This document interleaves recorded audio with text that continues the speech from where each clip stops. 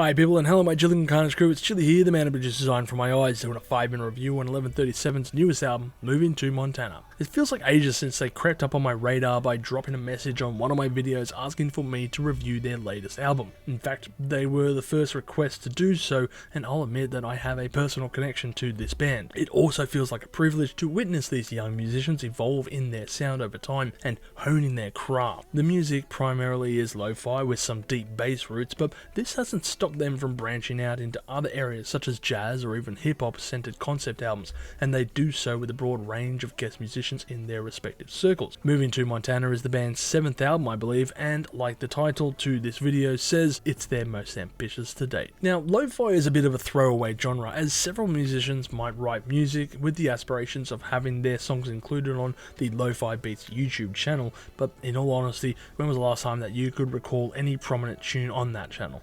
It's meant as a bit of a white noise for study music. Luckily though, this band does not aim for that field, and they set themselves apart with this record, further carving out a niche in their signature sound while evolving their music at the same time. The band doesn't just stay in the realms of lo-fi or hip-hop on here, but also managed to encompass what might be described as slacker rock, similar in vein to Mac DeMarco or Dope Lemon, with its minimalistic approach to the instrumentation structures usually accompanied by beats.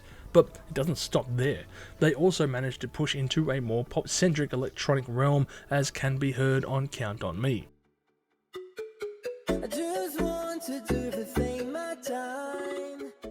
One of the most surprising aspects around this album has to do with the song Sunshine Street, which includes an interpolation of the Jackson 5's ABC Easy as 1, 2, 3 song. And I have to ask, did you guys watch Guardians of the Galaxy before writing this piece? Please tell me that Groot is the source of inspiration as to this song's existence, because if so, it makes me happy in ways that I cannot explain. And if this is not true, then fans of the band who are watching this video, I ask, please make this law, and to alter any future Wikipedia entries or other websites as if it were. I think this has the potential to be a legendary long-running joke within the community.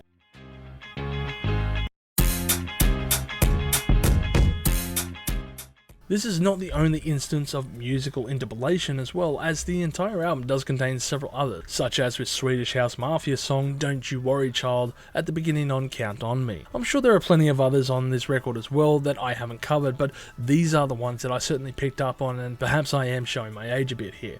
Now, I certainly don't mind these being included, and under the right circumstances, they can certainly add value to any song. However, I feel like with this effort, some of the instances where they were used were either too short for a real impact, or some contained odd transitions that could be a bit jarring. I would say to the band, if they were watching, I would continue down this path, but perhaps try working out a better use of some of these songs and how they fit into your music, rather than just being a quick grab, because when you do it right, you can make it work, such as on Sunshine Street. And I know you would work on it to such an extent to do so as well. Another angle that I would say I didn't really enjoy was the bass heavy tone, which is most prominently present on the song Risk It, and listening to it on my headphones should be preceded by a volume warning, well, more like pressure from the force of that bass. So I mentioned that this was their most ambitious project at the start, and that is true. This album contains over 25 songs with a runtime of nearly 90 minutes in length.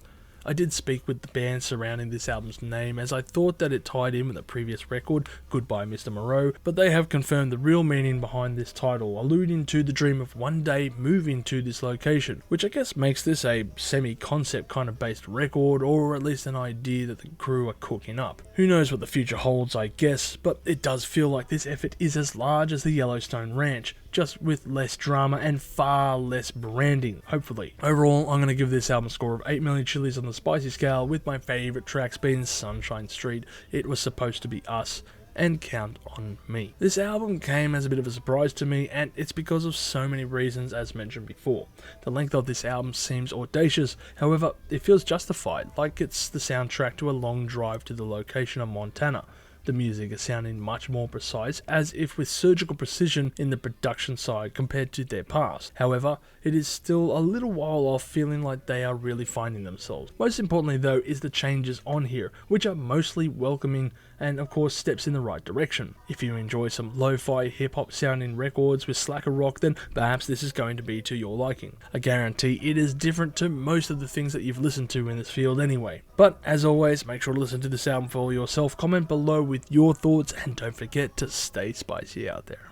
If you've enjoyed this content, make sure to smash that like button, subscribe to us, and stay notified for future music related content because it keeps our manager happy at the end of the day. We are also on Discord, Instagram, Facebook, and all those other social platforms if you want to check us out. As always, people, you have a great day and stay spicy.